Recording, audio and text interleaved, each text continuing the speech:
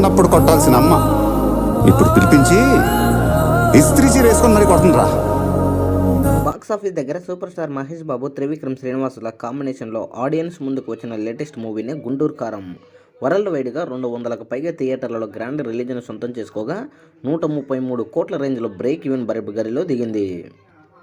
Cinema advance బుకింగ్స్తోనే world వైడ్గా 35 కోట్ల pre బుకింగ్స్ను సొంతం చేసుకోగా తెలుగు రాష్ట్రాలలో కూడా సెన్సేషనల్ బుకింగ్స్ను అందుకుంది. ఇక రిలీజ్ రోజుకి వచ్చేసరికి సినిమా నైజాంలో ఎక్సలెంట్ ఓపెనింగ్స్ను సొంతం చేసుకుంది. ముఖ్యంగా సిటీలో బుకింగ్స్ ట్రెండ్ సాలిడ్గా ఉంది అని చెప్పొచ్చు. అయితే ఏటకెలకి ఈ యొక్క చిత్రం ఈరోజు గ్రాండ్గా రిలీజ్ అయిన సంగతి తెలిసిందే. అయితే ఈ యొక్క చిత్రము ఓవర్సీస్లోనే దాదాపుగా 1.3 మిలియన్ వ్యూస్ దాటేసి సంచలనము సృష్టించింది.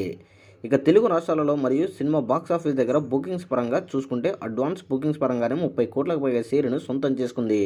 అంటే ఈ యొక్క చిత్రము బాక్సాఫీస్ దగ్గర మొదటి రోజు 32 కోట్ల రేంజ్లో షేర్ కలెక్షన్లు, వరల్డ్ వైడ్గా 40 కోట్ల రేంజ్లో షేర్ కలెక్షన్లు అందుకునే అవకాశం ఉందని తెలుస్తుంది.